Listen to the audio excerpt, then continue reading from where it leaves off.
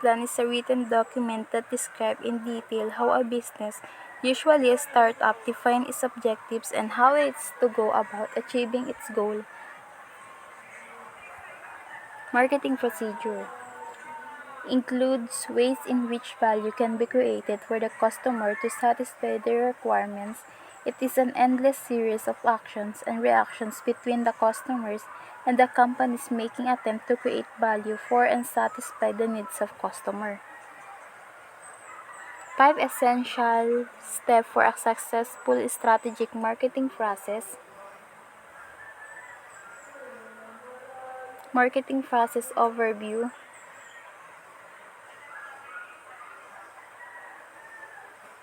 Mission. Mission statement explains why a company is in business and how it can benefit consumers. Sometimes the mission statement is inspirational, motivating, stop inspiring customers, or it is simply a straightforward statement about who you are. Either way, you can plan a marketing strategy without knowing clearly what business you are in and why. Situation analysis is a process is to evaluate internal and external factors that affect your business and market. Your analysis will illuminate your strengths and the challenges you face, either with internal resources or with external competition in the marketplace. Situation analysis provides a clear, objective view of the health of your business, your current and prospective customers, industry trend, and your company's position in the marketplace. There are several methods to conduct this analysis. A typical analysis is called a SWOT analysis: strengths, weaknesses, opportunities, and threats. A 5C analysis: company, customers, competitors, collaborators, and climate, is another way to evaluate the market environment.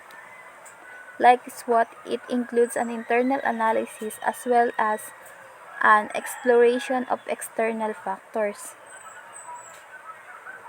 Here are some questions you can ask when working on a 5C analysis.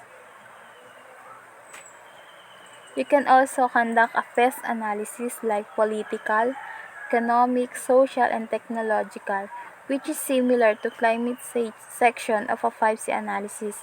This method provides a comprehensive analysis of external factors that could affect your company. Marketing plan or marketing strategy. Now that you've identified opportunities through your analysis, you should prioritize and map out which ones you are going to pursue. Writing a marketing plan will specify your target customers and how you will reach them, and should also include a forecast of the anticipated results. Define your target audience. Few companies you can meet the needs and wants of the entire market. You want to split the market into a segment that aligns best with your strengths and opportunities. Your goal is to identify customers. You can select your target market by choosing all kinds of characteristics, behaviors, and demographics. Set measurable goals. The goal you set should specify how much you want to grow the sales number and the time frame for meeting that target.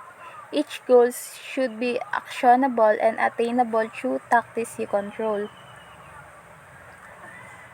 Identify and set a marketing budget. Now it's time to allocate the resources that will turn your plan into action. Your budget will outline all the expected costs of implementing your marketing plan, including advertising, online content, branding, public relations, staffing costs, and more. Marketing mix. Your marketing mix is based on the 4 P's of marketing, including product, price, promotion, and place. Price. The price is the amount of money your target market is willing to pay for your product. Factors for price include any discounts, payment periods, and list price as well as how much it costs your company to produce the product. And then product is a good or service that meets the needs of your target market. Even more, products solve problems. Promotion. The way you communicate with your target audience about the value and benefit of your product is promotion. Think of promotion as an opportunity to educate your customers about your products and services. Place. Consider place as product distribution on how you plan to get your product to your customers and make the buying process easy. Place includes distribution channels, outlets, and transportation to get the product to the target market. Implementation and control.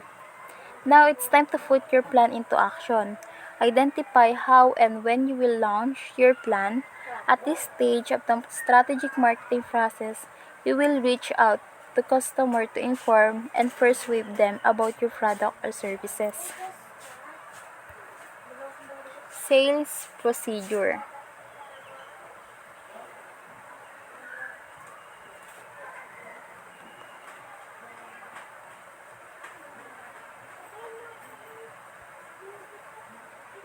A sales process is a systematic approach involving a series of steps that enables a sales force to close more deals, increase margins, and make more sales through referrals.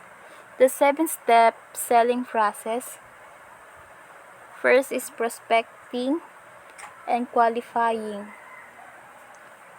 In this stage, you find potential customers and determine whether they have a need for your product or service, and whether they can afford what you offer. Evaluating whether the customers need your product or service and can afford it is known as qualifying. The second is preparation pre-approach.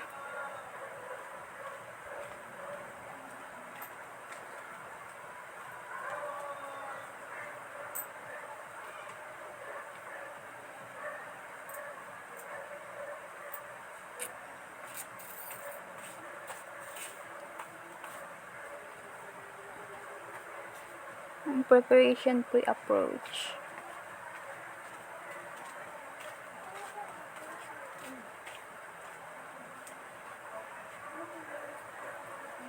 Third is approach. Premium questions product. In the approach stage, you make first contact with your clients. Sometimes this is a face-to-face meeting, sometimes it's over the phone.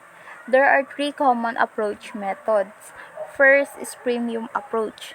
Presenting your potential client with a gift at the beginning of your interaction. The second is question approach, asking a question to get the prospect interested.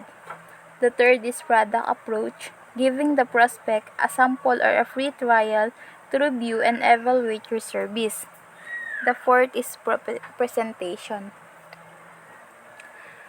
You actively demonstrate how your product or service meets the needs of your potential customer. The word presentation implies using PowerPoint and giving a salesy style, but it doesn't always have to be that way. You should actively listen to your customer needs and then act and react accordingly. Fifth is handling objection or overcoming objections. This is where you listen to your prospect concerns and address them. The sixth is closing the sale, alternative choice, extra inducement, standing room only. In the closing stage, you get the decision from the client to move forward. Depending on your business, you might try one of these three closing techniques. First is alternative choice close. Assuming the sale and offering the prospect a choice where both options close the sale. The second is extra inducement close. Offering us something extra to get the prospect to close, such as a free month of service or a discount. Standing room only close. Creating urgency by expressing that time is of the essence. Number 7, follow up. Once you have closed the sale, your job is not done.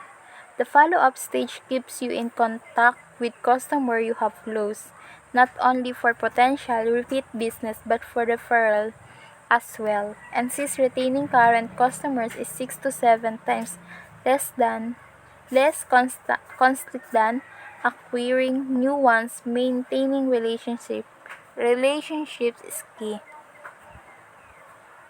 Project work procedure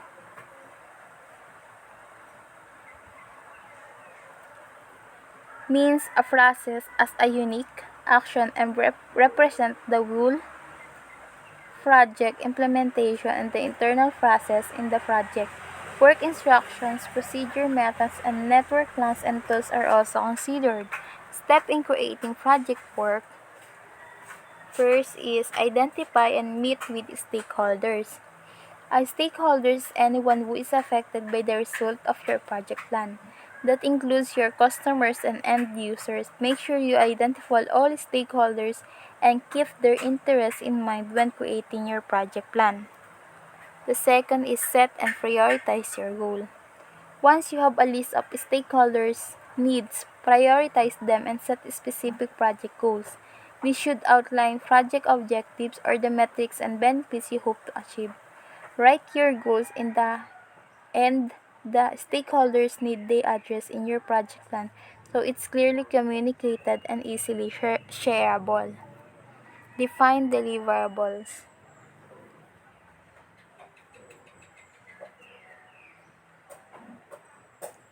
Identify the deliverables and project planning steps required to meet the project goals. Number 4 is create the project schedule. Look at each deliverable and define the series of tasks that must be completed to accomplish each one.